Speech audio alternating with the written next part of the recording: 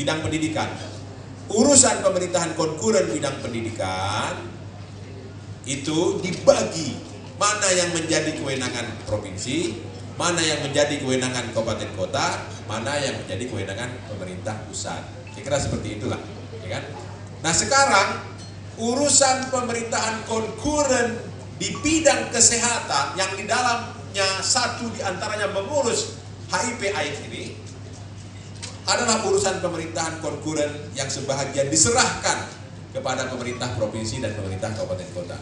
Dan perlu saya garis bawahi bahwa urusan pemerintahan konkuren di bidang kesehatan ini adalah urusan pemerintahan konkuren wajib dan wajib berpelayanan dasar. Ada 6 yang wajib berpelayanan dasar. Satu diantaranya adalah kesehatan. Nah karena itu menangani bidang kesehatan ini adalah harus paling serius bersama-sama dengan 5 urusan pemerintahan konkuren wajib berpelayanan dasar lainnya. Karena itu seluruh kekuatan APBD sesungguhnya harus diutamakan mengurus 6 urusan ini. Satu diantaranya kesehatan. Baru melangkah ke urusan pemerintahan konkuren wajib yang tidak berpelayanan dasar. Baru melangkah ke urusan pemerintahan pilihan. Seperti itu. Lalu orang akan mengatakan, berarti kita tak bisa ngurus semua. Ya nggak bisa dong. Sama dengan kita punya uang di rumah emangnya kita bisa beli baju dan sepatu semua merek. Nggak bisa, sesuai dengan kemampuan. Pembangunan itu sesuai dengan kemampuan anggaran. Nah disitulah Badan Perencanaan Pembangunan harus mampu membuat skala prioritas. Dari uang yang tak cukup tadi, dari uang yang terbatas tadi, mana yang prioritas? Kalau Bapeda, Sekda sebagai ketua panitia anggaran tak mengkhawatirkan HIV/AIDS ini, nggak dapat anggaran dia nanti. Kalau nggak dapat anggaran, besok yang tertular siapa? Syukur-syukur bukan keluarga kita, syukur-syukur bukan tetangga kita, tapi rakyat kita udah pasti kalau dia tertular, rakyat kita. Saya kira seperti itu. Kawan-kawan, karena itu saya mohon ini diperhatikan. Karena apa? Karena saya sangat sadar ini barang kadang-kadang tak banyak diperhatikan orang. Karena itu saya memilih acara seperti ini. Saya mengingat pesan guru saya, Suhajar, kau sebagai pamong, kau harus tahu bahwa pemimpin itu bagaikan angin dan air. Maka dalam Astabrata, Institut Pemerintahan Dalam Negeri itu, dalam kurikulumnya harus meniru sifat-sifat alam yang diciptakan oleh Allah Subhanahu Wa Taala. Antara lain sifat alam itu air dan angin. Angin akan bergerak dari yang masanya padat ke daerah yang kosong. Air akan mengalir ke daerah-daerah yang semakin bawah. Seperti itu. Itu filosofi pemimpin. Jadi mungkin Pak Wakil kan bakal berjuang menjadi bupati ini pada masanya. Udah pasti kan? Malah tak punya keinginan kan lucu pula. Harus dong punya keinginan. Pak Sekda aja mau jadi bupati, mau jadi wakil.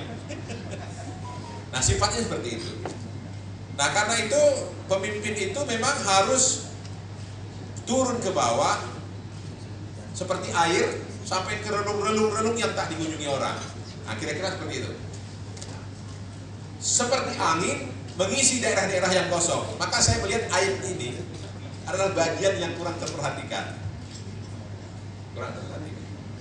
Nah karena itu saya memberikan tekanan lebih. Dan saya berusaha akan hadir, apalagi dalam momentum hari peringatan AIDS di bulan Desember ini. Kira seperti itu.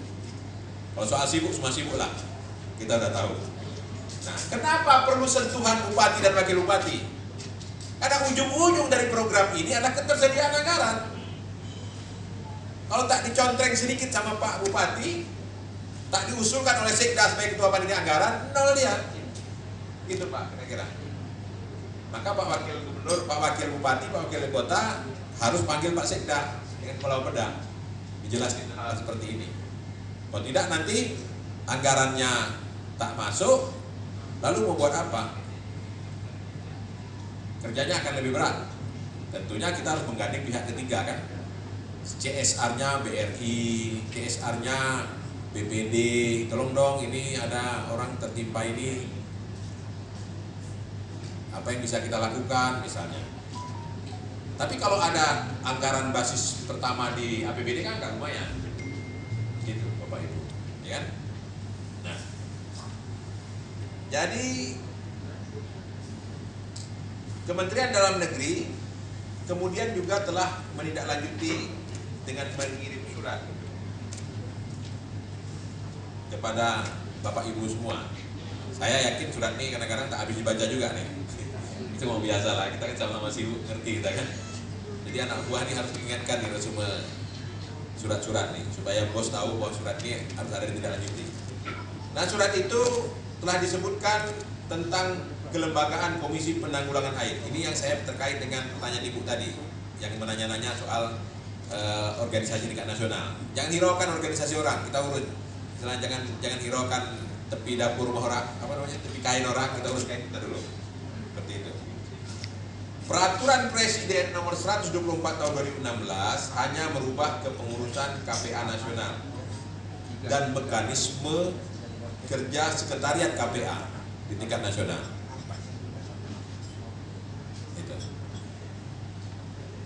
Perpres 124 tahun 2016 tidak mencabut ketentuan pasal 8, tidak mencabut ketentuan pasal 9, pasal 10 dan pasal 11 dari Perpres sebelumnya tahun 2016 nomor 5. Sehingga KPA provinsi, KPA kabupaten kota tetap dapat melaksanakan tugas dan fungsi sebagaimana diatur dalam Permendagri 2007. Jadi tidak ada pengaruh.